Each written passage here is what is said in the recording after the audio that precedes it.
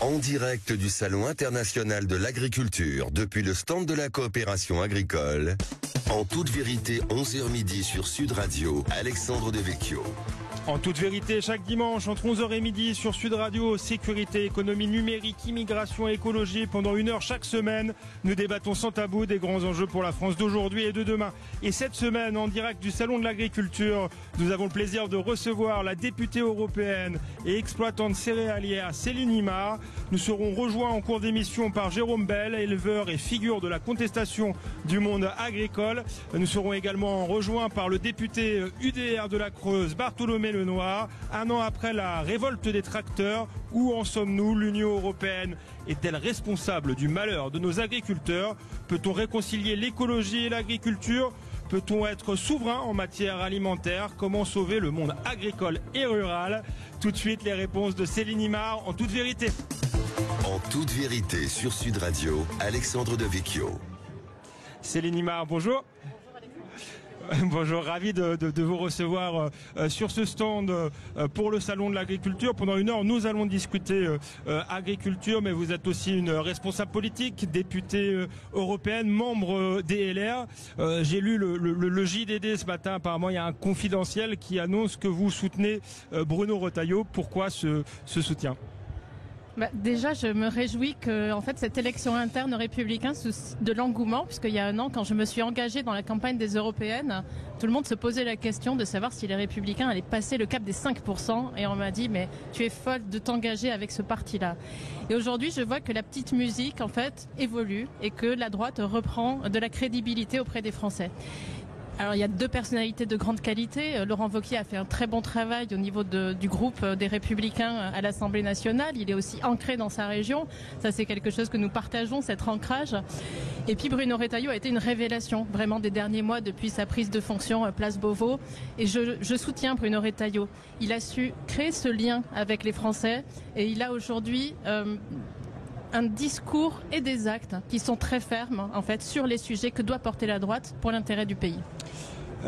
Une autre question d'actualité avant de parler au sujet du sujet qui nous concerne ce matin, l'agriculture. Cette nouvelle attaque au couteau à Mulhouse d'une personne apparemment sous OQTF. Jusqu'à quand est-ce que ça va durer? Et vous, est-ce qu'en tant que députée européenne, est-ce que l'Europe aussi, avec les cours de justice européennes, est un obstacle finalement pour que nous soyons maîtres de nos frontières? Est-ce que c'est un problème français, un problème européen et jusqu'à quand ça va durer? Parce qu'il y a un sentiment d'impuissance politique qui est terrible. Exactement. Et l'impuissance politique, elle est d'autant plus terrible en fait que le politique a vraiment donné sa propre responsabilité à la fois à des juridictions comme la CEDH, et je crois que c'est une thématique fondamentale de pouvoir sortir de la CEDH. C'était déjà dans le programme de François Fillon en 2017 parce qu'on a aujourd'hui des jurisprudences de la CEDH qui empêchent d'avoir cette prise de conscience dans les lois directement en France. Et puis le travail, il est français et européen. Bruno Retailleau l'a dit hier. Aujourd'hui, il y a eu 10 demandes de retour de cette OQTF qui a assassiné à Mulhouse, qui a brandi un couteau en disant Allah Akbar, et puis l'Algérie n'a pas donné suite, donc il faut absolument muscler ce rapport de force. Au niveau européen, c'est là que c'est intéressant, c'est que tout est imbriqué. La politique nationale, la politique européenne. Au niveau européen, on a ce qu'on appelle la directive retour. C'est un serpent de mer, il faut absolument la refonder. On a aujourd'hui, on doit avoir des leviers de pression. La directive retour qui fait que, en fait, être sur le territoire, ce n'est plus un délit, effectivement. Exactement. Aujourd'hui, le problème de la directive retour telle qu'elle est écrite à Bruxelles, c'est que c'est une directive non-retour. Et là, il faut absolument que ça change. Donc notre délégation porte des positions extrêmement fortes à Bruxelles pour pouvoir maîtriser cette immigration, pour ne pas laisser un délai de grâce volontaire où le migrant qui veut rentrer sur le sol européen se dit est-ce que finalement je vais vouloir partir ou pas. Il y a vraiment un maillage en fait juridique entre l'Europe, entre les États membres, et il faut s'attaquer aux racines du problème en étroite coordination avec Bruno Retailleau. C'est un travail que je semaines que nous menons avec la délégation Les Républicains au Parlement, parce qu'il faut absolument que cela cesse. Il y a urgence. Il faut réécrire le droit parce qu'il ne protège plus les Français. Merci Céline Lima. On clôt ce chapitre et on passe à la question qui nous intéresse ce matin, puisque je le rappelle, on est en direct du Salon de l'Agriculture. Vous êtes agricultrice et responsable politique, vous avez 2 casquettes. Il y a un an tout juste, il y avait cette révolte du monde agricole. On a l'impression que les choses se sont calmées, il y a moins de manifestations et de contestations. Mais qu'en est-il en réalité? Où est-ce qu'on en est un an après? La colère est encore grande, mais elle cède place, je dirais presque, à la résignation. Ouais. C'est-à-dire Est-ce que c'est pas pire d'une certaine manière? C'est peut-être pire d'une certaine manière, mais là où il faut prendre les avancées positives de cette colère qui s'est exprimée, que nous avons exprimée, c'est qu'il y a des choses qui bougent. Alors évidemment, on peut dire qu'elles ne bougent pas assez fort, qu'elles ne bougent pas assez vite, mais au niveau français, vous voyez, il y a eu des choses qui arrivent le temps que ça chemine à l'Assemblée nationale, au Sénat, dans le parcours chaotique qui a été celui de 2024, entre la dissolution, l'instabilité gouvernementale, etc.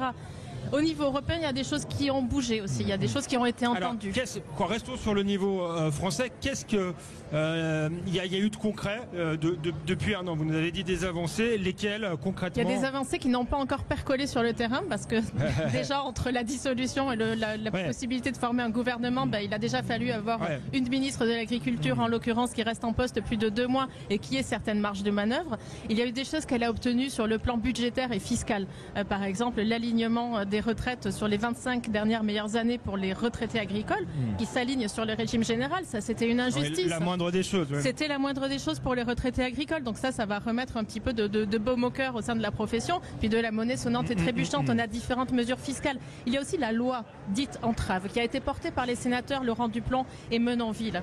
Et cette loi, elle n'est pas encore arrivée à l'Assemblée, mais elle contient des choses très très très intéressantes pour les agriculteurs et très concrètes. Si cette loi elle est votée, ça voudra dire qu'aujourd'hui, par exemple, le ministère et le politique reprend la tutelle sur l'ANSES, qui est cette agence sanitaire française qui s'amuse de manière quasi permanente en fait à surtransposer les interdictions de l'agence sanitaire européenne, avec toutes les impasses, les problèmes de facteurs de production, d'accès aux facteurs de production qu'ont aujourd'hui les agriculteurs. Ça, c'est une réponse, si cette loi est votée, qui peut amener du concret. Parce que l'une de leurs revendications, finalement, c'était l'excès de normes.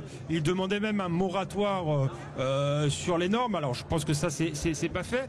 Mais les normes, est-ce que c'est un problème européen, un problème français? Vous nous avez dit qu'il y avait une agence qui surtransposait, donc les deux se cumulent? Les deux, mon adjudant. Écoutez, au niveau européen, vous avez le cadre de la PAC qui a déjà été assoupli dans ce qu'on appelle les BCAE, les bonnes conditions agro-environnementales. Et puis cet assouplissement va certainement être cranté dans les démarrages des négociations de la nouvelle PAC. Et puis on a au niveau français, en fait, tout un millefeuille qui transpose et qui surtranspose. L'exemple des phytosanitaires, l'exemple de l'eau, l'exemple de la construction d'un bâtiment d'élevage. À chaque fois, vous avez une réglementation. Vous avez des jurisprudences aussi qui peuvent venir des tribunaux administratifs divers, des cours administratifs d'appel ou même du Conseil d'État qui surtransposent. Et vous avez aussi des surtranspositions au niveau régional, au niveau des agences de l'eau, au niveau de tout un tas d'agences et d'administrations qui finalement, à chaque échelon, vont en rajouter une couche. Vous avez même des contrôleurs de la PAC, pour ne citer que la PAC. Quand ils arrivent sur les exploitations, ils se demandent d'eux-mêmes qu'est-ce qu'ils doivent contrôler. Et en fait, la réglementation est kafkaïen, quoi. Exactement. Et s'attaquer au millefeuille, ça demande aussi peut-être marge de manœuvre que n'a pas le gouvernement aujourd'hui ou que n'ont pas les parlementaires aujourd'hui, de s'attaquer aussi à la Constitution. Et là, je parle très clairement du principe de précaution qui a été interprété par les jurisprudences de manière très extensive et sur lequel il va certainement falloir revenir dans le cadre d'un projet présidentiel, parce que cette interprétation extensive du principe de précaution nous coupe de tout principe d'innovation ou de tout principe de responsabilité. Et quand on est agriculteur, on a absolument besoin d'avoir accès à cette innovation pour pouvoir résoudre les problèmes du produire mieux et du produire plus. C'est intéressant parce que ça fait 2 questions. On a commencé cette émission avec une question qui n'avait rien à voir, celle des OQTF, et vous nous avez dit en réalité il faut sortir de la CEDH, Cour européenne des droits de l'homme. Je ne sais pas si ça peut se faire là encore sans référendum, sans toucher à la Constitution. Donc on est sur 2 réformes a priori constitutionnelles extrêmement lourdes. Ça a été un tabou très longtemps, on a l'impression, de toucher à cette Constitution. Et encore aujourd'hui, on nous dit attention, l'état de droit. Non, mais l'état de droit, il n'est pas du tout remis en cause. Je crois que dans le programme de François Fillon en 2017, le principe de l'état de droit n'a pas été remis en cause. Simplement, aujourd'hui, on a un effet de cliquet qui fait qu'à travers les textes, qu'ils soient constitutionnels, qu'ils soient législatifs, qu'ils soient réglementaires, on a derrière, en fait, un lobbying de certaines associations, une petite musique qui fait évoluer en fait le débat public et qui se retrouve dans les jurisprudences. C'est ça. Et quand on a ces interprétations très extensives de certains droits, vous voyez, sur le plan des OQTF, quand vous avez la CEDH qui dit un OQTF a droit au regroupement familial, c'est-à-dire il n'a pas le droit d'être sur notre territoire, il commet un crime ou un délit, on veut le renvoyer chez lui. Et la CEDH nous dit non, il a le droit à une vie familiale normale, donc non seulement vous le gardez chez vous, mais en plus il a le droit à avoir un regroupement familial. C'est une atteinte fondamentale à la souveraineté de notre pays. Sur l'agriculture... En fait, ce qu'on appelle abusivement l'état de droit, c'est le gouvernement des juges. Est-ce que vous le diriez comme ça? Ou de certains juges? Disons qu'aujourd'hui, il faut absolument recadrer les textes pour que ce genre d'interprétation ne soit plus possible. Voilà, sur un autre sujet, c'était pas une volonté d'être polémique, mais sur l'interdiction de C8. Et puis la dissolution des soulèvements de la terre. Gérald Darmanin a déjà essayé de dissoudre les soulèvements de la terre. Ils sont venus à Sainte-Soline. Ils ont clairement été du côté des manifestants qui ont cassé du flic. Ils sont arrivés avec dans les coffres des voitures des machettes, des boules de pétanque. Ils s'en sont pris aux biens privés des agriculteurs, à ces chantiers. Ils s'en sont pris aux forces de l'ordre. Gérald Darmanin demande la dissolution. Le Conseil d'État dit non, c'est disproportionné. Et on a la même décision avec C8, où Cyril Hanouna se fait épingler par l'Arcom. Et là, le Conseil d'État juge que parce qu'il s'est fait épingler plusieurs fois par l'Arcom, là, il y a proportion et que C8 doit être interdit. La question n'est pas de savoir, parce que ça, c'est une opinion, s'il y a un gouvernement des juges ou pas. La question est qu'il ne peut pas y avoir de gouvernement des juges. Et il faut que le législateur et que la Constitution écrivent les choses de manière assez ferme et assez dirigée, entre guillemets, pour qu'il ne puisse pas y avoir de gouvernement des juges. Ça, c'est la responsabilité du politique. Le politique ne peut plus se cacher derrière les décisions administratives et derrière les décisions juridiques. Il faut reprendre notre destin en main sur les questions migratoires et sur les questions agricoles. Au cœur du débat, et c'était une des réclamations effectivement des agriculteurs, c'est la question de la souveraineté de la France. On en parle après une courte pause sur Sud Radio. En toute vérité, on est en direct du Salon de l'Agriculture avec Céline Imard. On sera sans doute rejoint par Jérôme Bell et par Bartholomé Lenoir. A tout de suite sur Sud Radio, en direct du Salon de l'Agriculture. En toute vérité sur Sud Radio, Alexandre Devecchio. En direct du Salon international de l'agriculture depuis le stand de la coopération agricole. En direct du Salon international de l'agriculture depuis le stand de la coopération agricole. En toute vérité, 11h midi sur Sud Radio, Alexandre Devecchio. Nous sommes de retour en toute vérité sur Sud Radio en direct du Salon de l'Agriculture avec Céline Imard, députée européenne, agricultrice, et avec Bartholomé Lenoir, député UDR de la Creuse, qui nous a rejoint. Bonjour Bartholomé, enchanté de l'invitation. Voilà, enchanté d'être avec vous pour discuter agriculture. Avant la pause avec Céline Imard, on se demandait où on en était un an après la contestation du monde agricole. Qu'est-ce qui avait changé? Céline Imard nous disait qu'il y avait quand même des avancées sur le plan national notamment. Qu'est-ce que vous en pensez? Quels sont les retours des agriculteurs que vous croisez, vous, en tant que député de la Creuse? Effectivement, il y a des avancées, mais il y a aussi, notamment, on vient de voter la LOA à l'Assemblée mercredi soir, donc il y a des avancées. La loi d'orientation agricole. Voilà. Donc qui contient des avancées, mais je pense qu'il faut quand même voir que ces avancées sont très très fines par rapport à ce que les agriculteurs peuvent attendre. Ça ne change pas les conditions de concurrence déloyale qui existent aujourd'hui et qui ne permettent pas de sécuriser les revenus des agriculteurs. Ça ne change pas fondamentalement la paperasse qui fait que leur travail, qui est un travail de terrain, devient un travail de bureau. Donc si vous voulez, oui, il y a des petites avancées, mais il ne faut pas dire tout va bien, Madame la Marquise. On vous rassure, c'est pas ce qu'a dit. Voilà, non, mais bien sûr, c'est pas du tout. Non, mais ce que je veux dire par là, c'est ça, c'est que oui, il y a des avancées.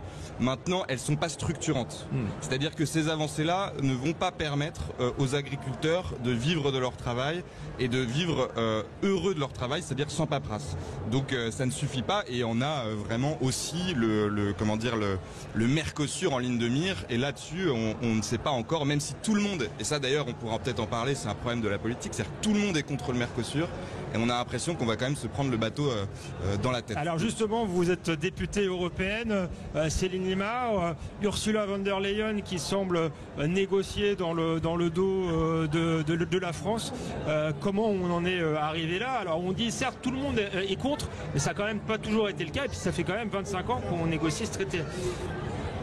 On en est arrivé là parce qu'en Europe globalement, il y a une volonté que cet accord-là se fasse. On est dans un contexte de guerre commerciale avec la Chine qui est très fort. On a des mesures de rétorsion chinoises par rapport aux taxes sur les batteries électriques qui vont toucher de plein fouet des filières très fragilisées chez nous. Je pense au cognac, je pense à la viticulture, je pense à pas mal de filières. Et on a d'un côté Trump aussi qui arrive avec cette volonté d'être un petit peu dans une géopolitique du monopoly. Avec l'augmentation des droits de douane, ça va toucher les filières agricoles et pas que. Donc moi, quand je vais à Bruxelles voir mes homologues chypriotes, suédois, peu importe, allemands, et je leur dis c'est pas possible, on peut pas signer ce traité parce qu'on va importer une agriculture qu'on ne peut pas produire chez nous, avec des hormones, avec des pesticides interdits chez nous, On parlait de normes etc. tout à l'heure, les normes sont-elles les mêmes Absolument, elles ne sont absolument pas les mêmes. Que ce soit au niveau des facteurs de production. On nous dit toujours les clauses miroirs, ça fonctionne ou pas? Non, les clauses miroirs, tant qu'il n'y a pas de brigade de contrôle, ce sont des clauses miroirs aux alouettes. Vous pouvez écrire toutes les clauses miroirs que vous voulez dans les traités. À partir du moment où il n'y a pas de contrôle, et à partir du moment quand un éleveur bovin au Brésil va piquer ses bêtes aux hormones 6 mois avant l'exportation, il n'y a plus rien de détectable dans les contrôles. Dans les clauses miroirs, on peut toujours les écrire, mais si derrière on n'a pas les instruments, les corps de contrôle, les clauses de sauvegarde, l'appui sur le bouton rouge qui est possible, en fait vous pouvez l'écrire, mais ça ne sera pas effectif. Mais la vraie difficulté en Europe, c'est que quand moi je vois ce député suédois, il me dit mais moi chez moi, moi j'ai l'industrie du bois, j'ai l'industrie du meuble, j'ai besoin d'avoir ce marché Mercosur. Il faut pouvoir exporter. Mais bien sûr, un député chypriote, il me dit mais moi je dépends que de l'importation, mon île, Chypre, ne produit pas assez. Et alors vous les Français, vous voulez que nous, on retourne devant nos électeurs en ayant voté contre les intérêts de notre propre pays, alors que vous en France, vous n'avez cessé de mettre des bâtons dans les roues de votre propre agriculture. Coût du travail le plus important d'Europe, parce que fiscalité. Les Chypriotes pourraient importer de l'agriculture française si on produisait suffisamment. Enfin, c'est quand même fou que. Mais le vrai problème, c'est la compétitivité. C'est quand même fou qu'il n'y ait pas une forme de priorité européenne, non? Absolument, mais notre problème à nous, c'est la compétitivité. C'est-à-dire qu'on n'est pas aujourd'hui assez compétitif, que ce soit sur la production du bois, que ce soit sur la production agricole, parce qu'on se met, nous, au niveau national, des boulets aux pieds. Ouais. Absolument. Et quand on continue à surtransposer, quand on continue à avoir un coût du travail qui est très élevé, une fiscalité, un coût aussi de la paperasse, Bartholomé l'évoquait tout à l'heure. Donc en fait, on se flingue notre propre agriculture qui a ensuite beaucoup de mal à exister. C'est bien ça, là, que le bas blesse. On le fait beaucoup, on va en parler au nom de l'écologie notamment, mais pour rester sur le Mercosur, c'est vrai qu'au moment où on parle énormément d'écologie, il y a quand même une aberration à aller chercher des produits.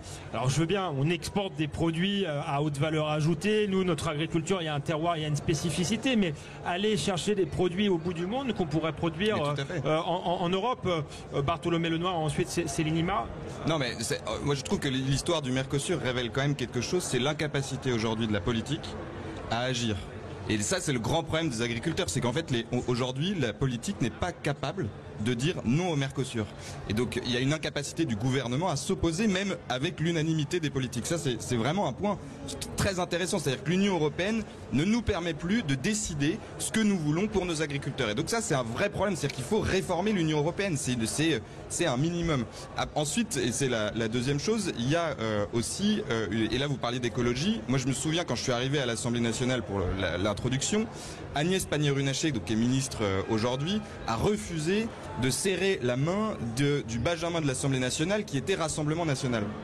Et en fait, ça dit aussi quelque chose, c'est que les politiques ne sont plus connectés, ceux qui gouvernent aujourd'hui, avec le terrain et les agriculteurs. Et donc en fait, on est dans une situation où d'un côté, on n'entend plus le terrain, on n'entend plus la force du problème des agriculteurs, et de l'autre côté, ils sont incapables d'agir sur l'Union européenne et de dire que l'Union européenne telle qu'elle est aujourd'hui, elle se retourne contre elle-même puisque les Français ne voient en l'Union européenne que quelque chose qui ne la sert plus. Or, il faut inverser ce système parce que pour pouvoir mais en même temps, Céline Limard vous répondra qu'on exporte aussi des produits. Alors, est-ce qu'il faut réformer? Est-ce qu'il faut arrêter aussi avec ces méga traités? Parce que vous parliez de Trump tout à l'heure. Il fait des accords bilatéraux. Pourquoi la France ne ferait pas des accords bilatéraux? Mais bien évidemment, la vraie question, c'est qu'aujourd'hui, c'est la Commission européenne qui a la compétence exclusive en matière d'accords commerciaux. Donc, moi, je pense aussi qu'il y a beaucoup de choses à changer dans la gouvernance, dans l'Union européenne, dans son fonctionnement. On va commencer par le fait que les députés européens, nous n'avons pas la capacité d'initiative législative. Donc, on rame derrière, en fait, les textes de la Commission. Mais pour ça, il faut réouvrir les traités. Et pour réouvrir les traités, il faut que ça se fasse à l'unanimité. Et c'est un vrai travail de fond, de lobbying, de persuasion. En Europe, on a 27 États membres. Si vous n'êtes pas capable, quand vous êtes au centre du jeu européen, d'aller convaincre, d'aller tisser des alliances et d'aller chercher des alliés pour atteindre vos objectifs, vous ne pesez pas. Donc ça, c'est une réalité. La France a perdu beaucoup d'influence.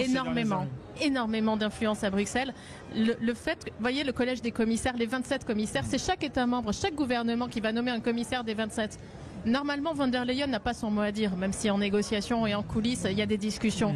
C'est la première fois, c'est une véritable gifle pour la France, qu'un président de la Commission européenne renvoie chez lui un commissaire qui ne lui convient pas. Le fait qu'elle ait renvoyé Thierry Breton à la France parce qu'ils avaient des caractères qui choquaient énormément, c'est un camouflet pour la France. Ça se voit aussi dans la présence française dans les cabinets des commissaires. Ça se voit sur le Mercosur. Michel Barnier avait entamé un véritable travail de fond. Le jeudi, juste après la censure, il devait aller voir Giorgia Meloni en Italie pour la convaincre. Et avec la voix claire de la France, de la Pologne, plus de l'Italie, Ursula von der Leyen n'aurait jamais été signé ce traité à Montevideo. Elle profite de cet affaiblissement de la France et d'un affaiblissement très fort de la diplomatie française pour finalement s'engouffrer dans la brèche et pour imposer sa volonté. Je vois Barthélémy Lenoir on a une opposition qui tourne la tête. Vous n'êtes pas d'accord là-dessus? Là-dessus, on a une grande opposition. Moi, je pense que la censure n'a en rien joué sur le Mercosur. Mais donc voilà, c'est un type de détail. En revanche, sur le fond, on est tout à fait d'accord. Merci Barthélémy Lenoir, merci Céline Limard. On est en direct du salon de l'agriculture. On parle de cette crise du monde rural et agricole français, du lien qu'il y a entre cette crise et l'Europe, également avec l'écologie, une écologie punitive qui entrave nos agriculteurs. Ce sera notamment la thématique de cette troisième partie d'émission. C'est après une courte pause sur Sud Radio, en toute vérité, en direct du salon. À tout de suite sur Sud Radio. Sud Radio. Sud Radio. Parlons vrai. Parlons vrai. Sud Radio. Parlons vrai. En direct du Salon international de l'agriculture, depuis le stand de la coopération agricole. En direct du Salon international de l'agriculture, depuis le stand de la coopération agricole. En toute vérité, 11h midi sur Sud Radio, Alexandre Devecchio. En toute vérité, nous sommes de retour sur Sud Radio en direct du Salon de l'Agriculture avec Céline Limard, députée européenne agricultrice, avec Barthélémy Lenoir, député de la Creuse, et Jérôme Bel nous a rejoint. Jérôme Bel, figure de la contestation agricole. Vous êtes éleveur en Haute-Garonne, Jérôme Bel. Ravi de vous avoir sur ce plateau. On vous avait découvert il y a un an, très en colère. Est-ce que vous êtes toujours aussi en colère un an après? Bonjour, merci de l'invitation. Mais déjà, il y a un an, j'étais pas en colère, j'étais déterminé. C'est déjà pas pareil, mais je suis toujours déterminé. La colère, je pense pas que ce soit une bonne façon de s'exprimer. On le voit parce que dans la colère, on peut faire des gestes qui sont des fois pas bien placés. Donc moi, je préfère rester déterminé et on reste déterminé, bien sûr. Et les choses ont bougé. C'est la question que j'ai posée à Céline Limard et à Barthélémy Lenoir. Un an après, est-ce qu'il y a des avancées concrètes? Ben oui, on ne va pas dire le contraire. Puisque depuis un an, il n'y a plus un média qui ne parle pas d'agriculture tous les jours. Il n'y a plus un média qui fait de l'agribashing comme on l'a vécu depuis les 20 dernières années. C'est ça, en fait, notre plus gros combat, il est celui-là. C'est que depuis 20 ans ou 30 ans, toutes les lois qui se faisaient dans l'agriculture allaient contre le monde agricole et contre les agriculteurs. Depuis un an, on parle de l'agriculture en positif et on remet l'agriculture de centre d'intérêt général et d'enjeu majeur de la nation. C'est quand même très important puisqu'on l'a vu dans les discours de politique générale et Dieu sait qu'on en a eu que ces derniers mois. l'agriculture était prioritaire. Alors que dans tous les derniers discours de politique générale, on n'a jamais parlé d'agriculture. Donc notre victoire, elle est là. Maintenant, il y a des avancées. On ne va pas dire le contraire. On a eu la suppression de la taxe sur le GNR, le gazole non routier. On a eu des indemnisations sur la MHE. On a eu des facilitations et on va dire un petit peu de simplification sur la création des retenues collinaires. Mais c'est pas un tout. L'agriculture part de trop loin, je le dis depuis 30 ou 40 ans. On nous a abandonnés, on a abandonné le monde agricole et le monde rural parce qu'il faut aller plus loin. Et maintenant, on nous remet à l'avant, mais il faut continuer. Le moral des agriculteurs en Haute-Garonne, ils sont aussi déterminés que vous, ou il y a une forme de résignation aussi parfois qu'on sent? Eh bien, on peut dire qu'ils sont déterminés puisqu'ils sont tout le temps solidaires avec nous et on l'a vu aux dernières élections Chambre d'agriculture où une liste indépendante menée par les Ultras de 64 ont remporté les élections. Donc c'est qu'ils nous suivent et ils ont remporté les élections contre les grands syndicats nationaux. Donc c'est que les agriculteurs croient en nous. Ils ont toujours cette détermination, cette envie de faire entendre leur voix. Et peut-être qu'en janvier dernier, on leur a permis à ces agriculteurs-là qui sont dans les plus faibles revenus agricoles de France depuis très longtemps, on leur a permis de redonner de l'espoir et de recroire en eux. Et de recroire en leur force, puisque ils sont toujours présents, ils nous soutiennent.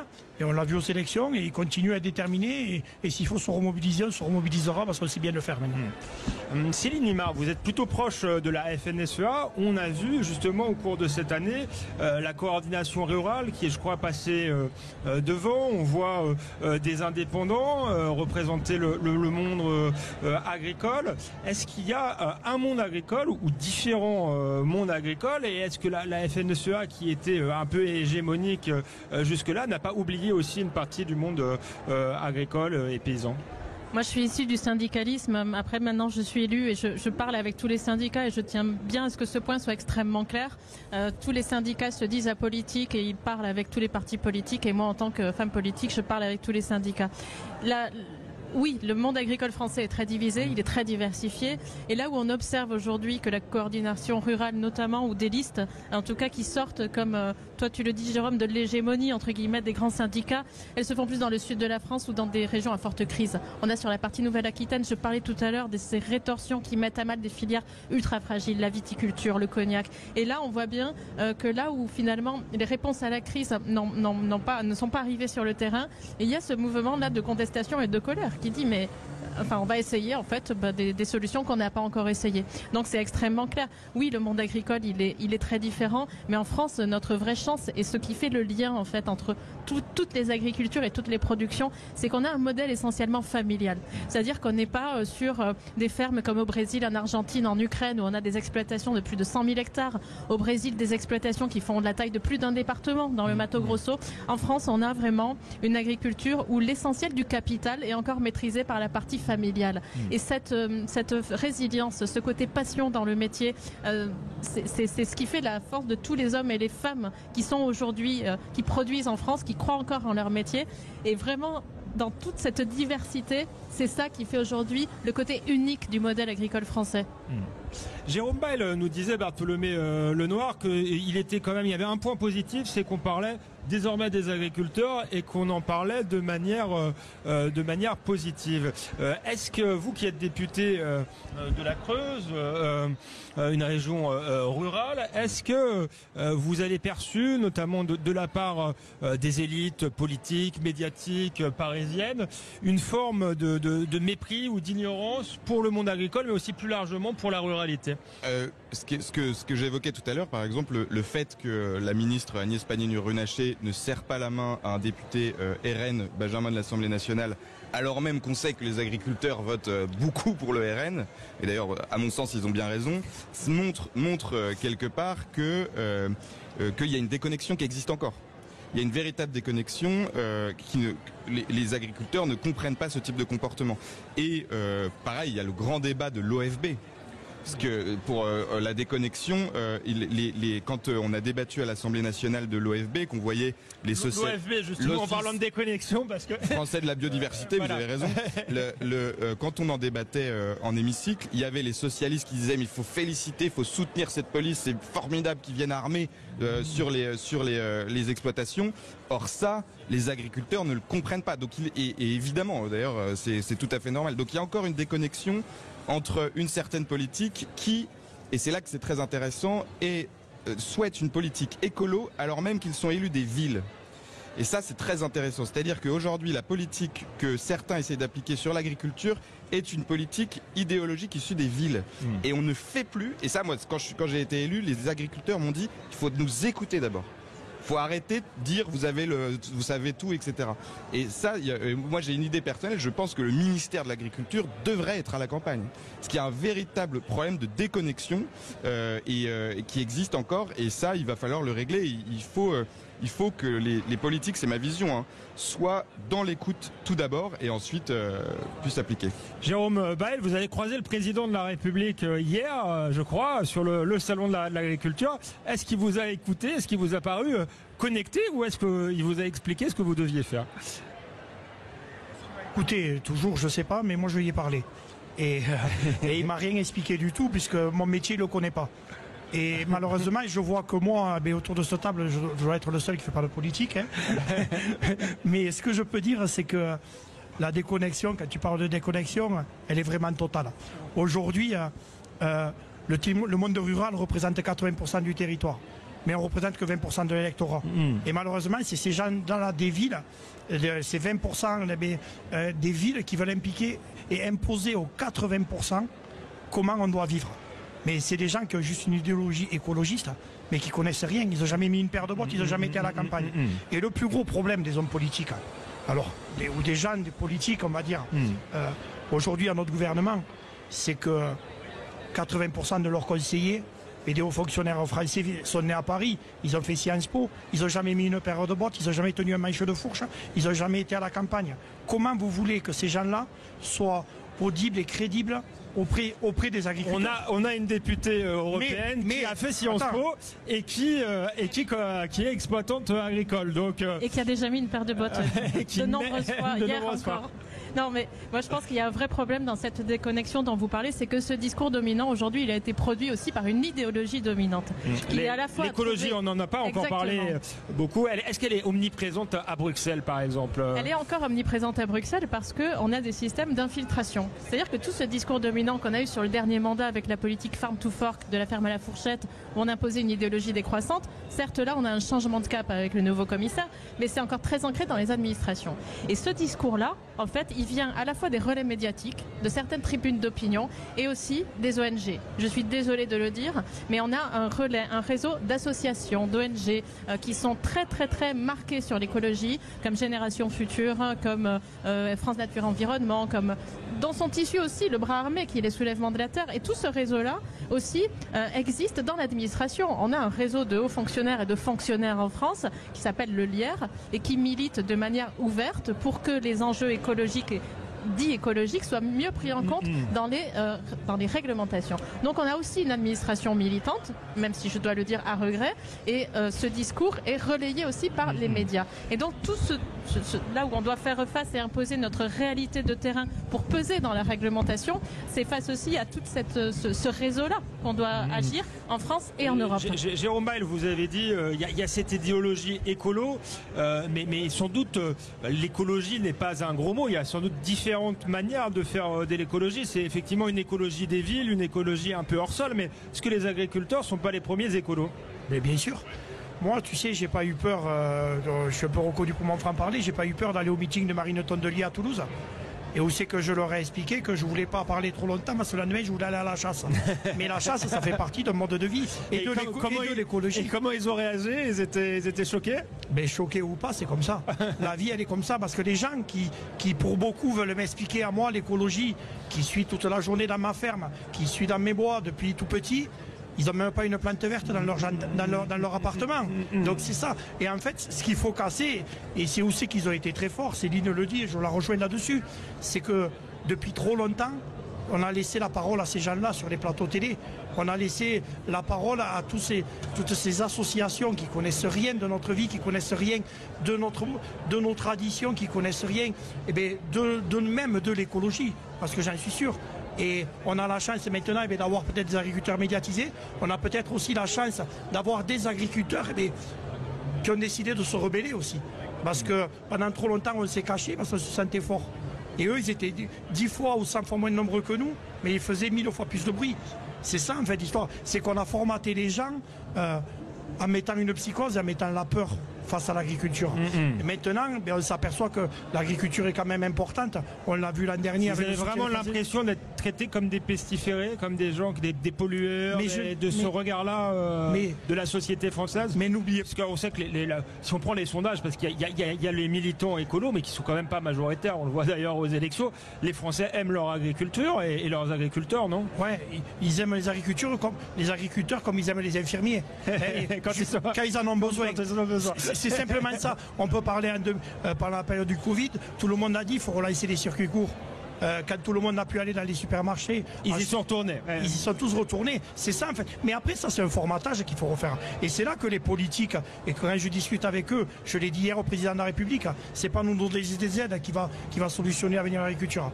Mais par contre, c'est commencer à faire bouffer les gamins dans les écoles de la nourriture française. C'est ça. Et ça, c'est que des volontés politiques. La malbouffe en France, ça coûte 19 milliards d'euros à l'État, entre les conséquences sur la santé et l'environnement.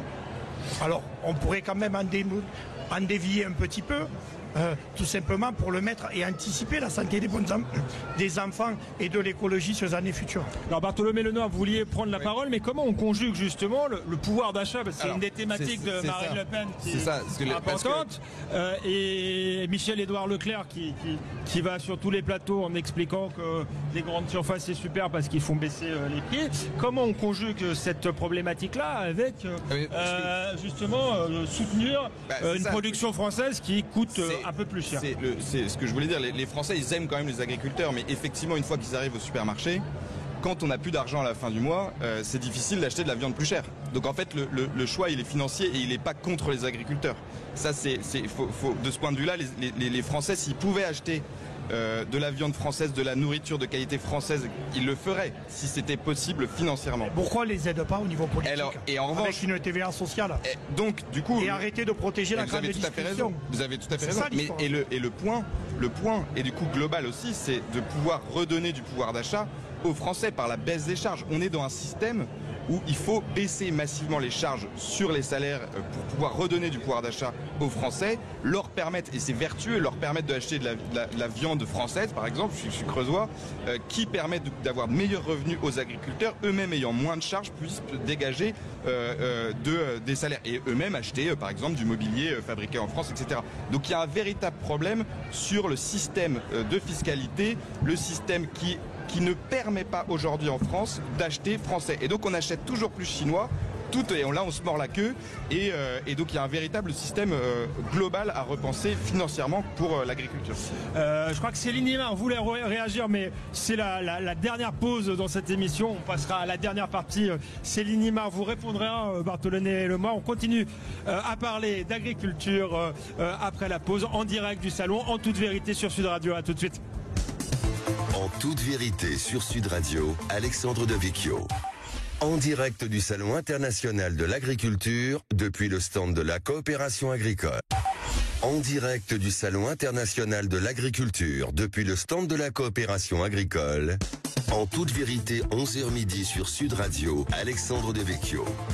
Nous sommes de retour sur Sud Radio en direct du Salon de l'Agriculture, en toute vérité, avec Jérôme Bail, éleveur en Haute-Garonne, avec Céline Imar, députée européenne et agricultrice, et avec Bartholomé Lenoir, député UDR de la Creuse. Céline Imar, vous vouliez réagir tout à l'heure au propos à la fois de Jérôme Bail et de Bartholomé Lenoir. Jérôme Bail nous disait par exemple pourquoi on ne protégerait pas notre agriculture en taxant par exemple les produits importés, la concurrence déloyale. Est-ce que c'est possible Non, d'abord c'est pas possible juridiquement, c'est impossible puisqu'on est dans un marché unique, donc il faudrait pour cela déroger aux règles de la concurrence. On en revient un peu toujours au même.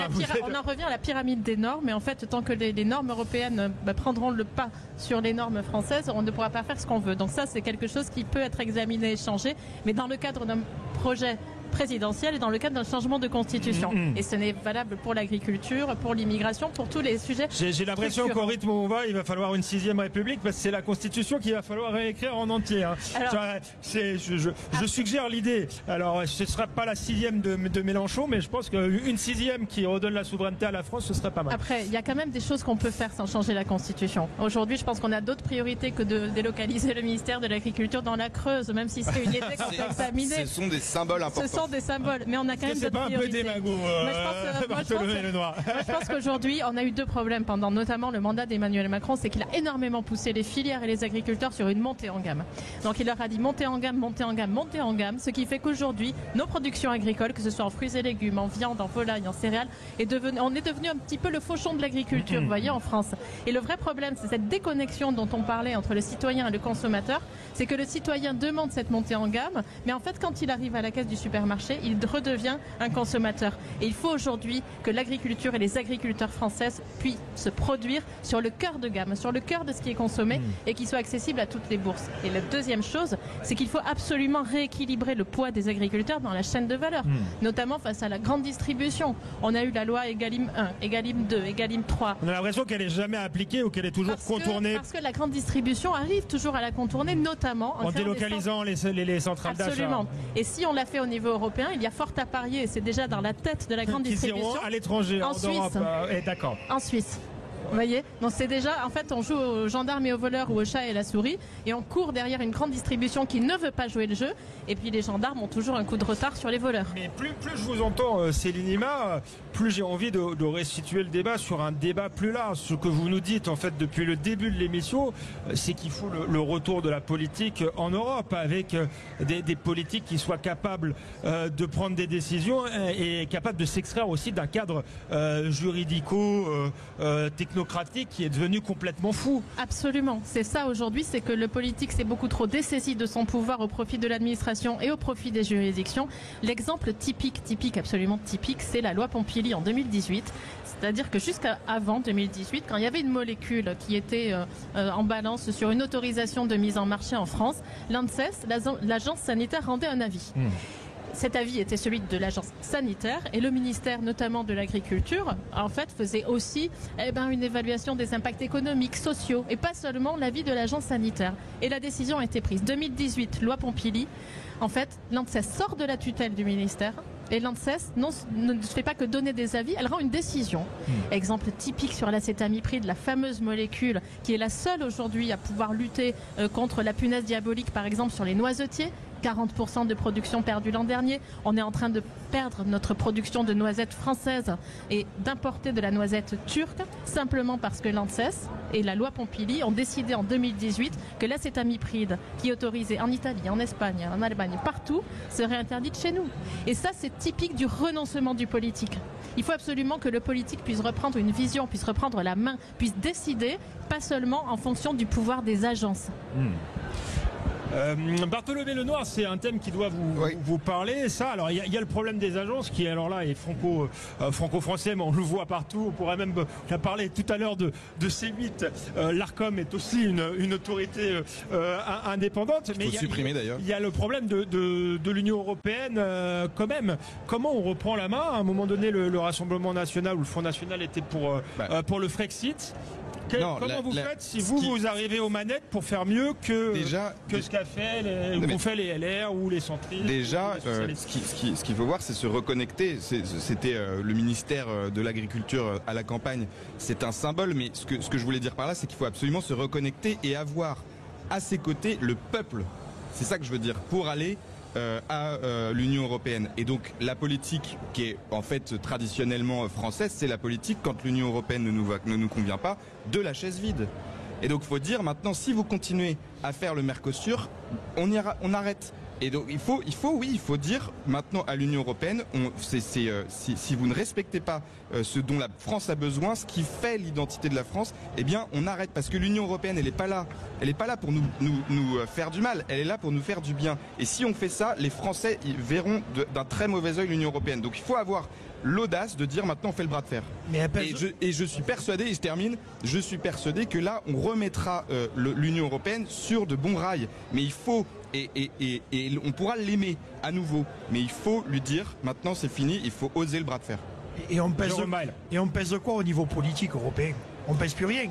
On est endetté qu'on ne sait pas comment faire, on produit plus rien, on pèse quoi? C'est ça l'idée. Non, je pense qu'il faut pas quand même. La France est quand même encore un grand pays. Ouais, mais on est tellement un grand pays qu'il se signe un traité aujourd'hui de Mercosur. Mais c'est parce que la France a tout à fait. Mais c'est parce que la France qu'on est plus respecté. Mais c'est parce que la France s'est pris à accepter de se prendre des baffes en permanence qu'aujourd'hui on a l'impression qu'on est obligé de se prendre des baffes. Non, il faut dire c'est fini les baffes.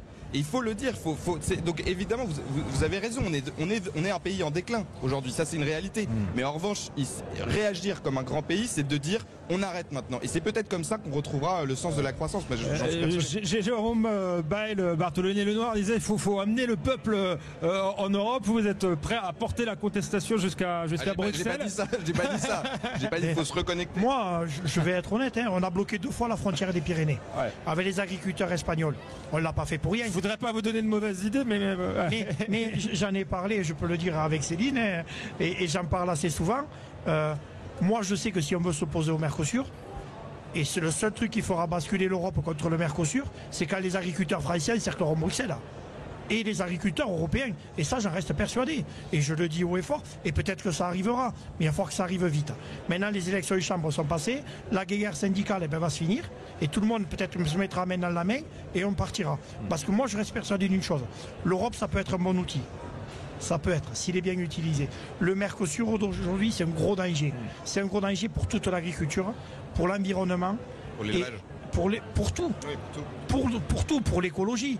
On peut en parler. Nous, on n'a pas le droit d'arracher un arbre en France et on va accepter de la viande et de la céréale OGM issue de la déforestation. C'est tout ça le gros problème en fait. C'est que nous, on nous impose d'être plus blanc que blanc et on autorise les autres à être plus noirs que noirs. Ou plus vert que vert. Et en plus, on les aide. C'est ça le pire. Céline Imard, vous allez être encerclé alors à Bruxelles. Non, je plaisante, mais c'est. Et moi, je rigole pas. Est-ce qu'il faut mettre vraiment la pression de manière décuplée sur Bruxelles? Oui, il faut mettre la pression sur Bruxelles. Moi, je vous l'ai dit tout à l'heure, quand je fais ce travail-là d'aller voir tous les autres députés, eux me disent que quand même, ils ont des intérêts par rapport à l'inflation chez eux, qu'à Chypre, en Suède et en Allemagne, ils ont des intérêts à défendre pour leurs électeurs. Donc, ils nous disent, si vous avez des problèmes avec votre agriculture, commencez à la rendre compétitive. Puis on n'est pas crédible quand on va les voir. Parce que comme le disait Jérôme, on est aujourd'hui dans le mur de la dette. Et en fait, tout le monde sait très bien que si la France n'a pas été reprise en main, par exemple, par le FMI, c'est parce qu'on est dans la zone euro. Et qu'indirectement, c'est que le fait d'être dans la zone euro qui nous protège, en fait, d'une sorte de faillite de notre État, un petit peu à l'Argentine il y a plusieurs années. Donc, on a ce problème de crédibilité. Et c'est un travail de devoir convaincre qu'on ne peut pas, pour des raisons sanitaires, des raisons de santé, des raisons de logique, en fait, importer une agriculture qu'on ne peut pas produire chez nous. Mais ça, c'est un travail de conviction. Et clairement, mettre la pression à Bruxelles avec les tracteurs, c'est quelque chose qui a du poids. Et on l'a vu il y a un an. Les premières mesures de simplification qui ont été permises au niveau européen, c'est là qu'elles ont commencé. Après, moi, je pense que c'est un travail de conviction qui doit se faire sur plusieurs étages. Merci Céline Imard, merci Jérôme Bail, merci Bartholomé Lenoir. C'était un plaisir de vous recevoir en direct du salon de l'agriculture. Je vous laisse avec les informations et je vous dis à la semaine prochaine pour un nouveau numéro dans toute vérité. À bientôt. Sud Radio. Sud Radio. Parlons vrai. Parlons vrai. Sud Radio. Parlons vrai. En direct du Salon international de l'agriculture depuis le stand de la coopération agricole.